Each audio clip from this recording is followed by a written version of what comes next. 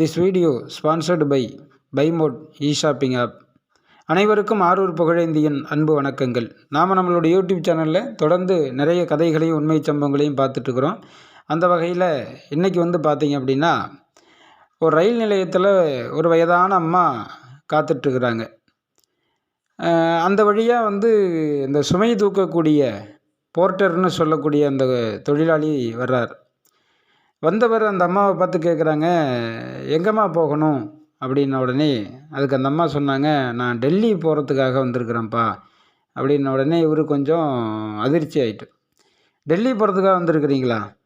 ஆமாப்பா அப்படின்னோடனே, இல்லைம்மா டெல்லிக்கு போகிறதுக்கான இன்றைக்கி உள்ள அத்தனை ரயிலும் போயிடுச்சு, இனிமேல் நீங்கள் டெல்லி போகணும் அப்படின்னு சொன்னால் நாளைக்கு தான் உங்களுக்கு ரயில் இருக்குது, உங்களுக்கு தெரியாதா அப்படின்னோன்னா, ஐயோ எனக்கு தெரியாதுப்பா, நான் தெரியாமல் அங்கே காத்துட்ருக்குறேன் அப்படின்ன உடனே, சரிம்மா டெல்லிக்கு எதுக்கு போகிறீங்க அப்படின்னு அந்த போர்ட்டர் கேட்டார். அதுக்கு அந்த அம்மா சொன்னாங்க, என் பையன் டெல்லியில் ரயில்வேயில் தான் வேலை பார்க்குறான், அவனை பார்க்குறதுக்காக தான்ப்பா நான் போகிறேன் அப்படின்னு அந்த அம்மா சொன்னாங்க.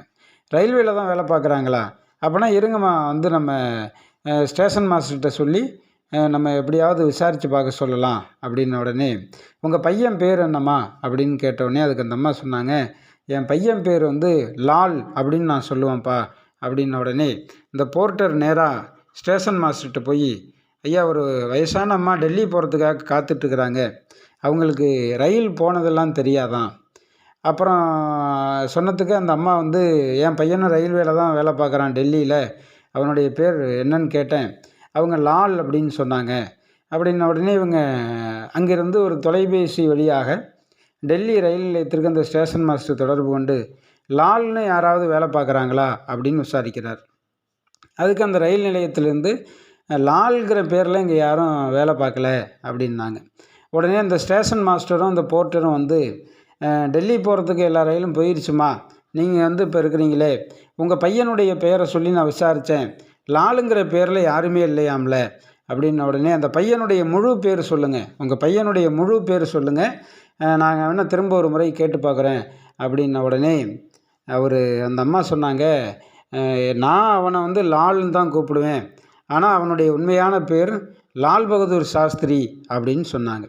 லால் பகதூர் சாஸ்திரி அப்படிங்கிற அந்த பேரை கேட்ட உடனே அந்த ரயில் நிலையமே பார்த்திங்கன்னா தலைகளாக மாறக்கூடிய அளவிற்கு எல்லாரும் சுறுசுறுப்பாக பதட்டமாக ஓட ஆரம்பிச்சிட்டாங்க. ஐயோ லால் பகதூர் சாஸ்திரியோட அம்மாவை நீங்கள் முதல்ல வாங்கம்மா அப்படின்னு சொல்லி அந்த போர்ட்டர் பெட்டி படுக்கையெல்லாம் தூக்கிக்கிட்டு அந்த ஸ்டேஷன் மாஸ்டர் அந்த அம்மா அழைச்சிட்டு போய் முதல் வகுப்பு பயணிகள் தங்கக்கூடிய இடத்துல கொண்டு போய் தங்க வைக்கிறாங்க.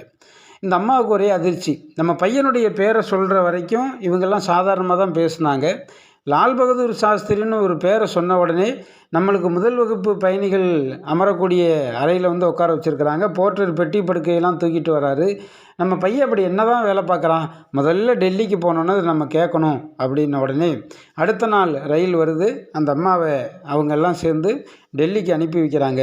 அங்கே போன உடனே ரயில் நிலையத்தில் நடந்த அந்த சம்பவங்களை எல்லாம் அந்த அம்மா தன்னுடைய மகன்கிட்ட சொல்கிறாங்க.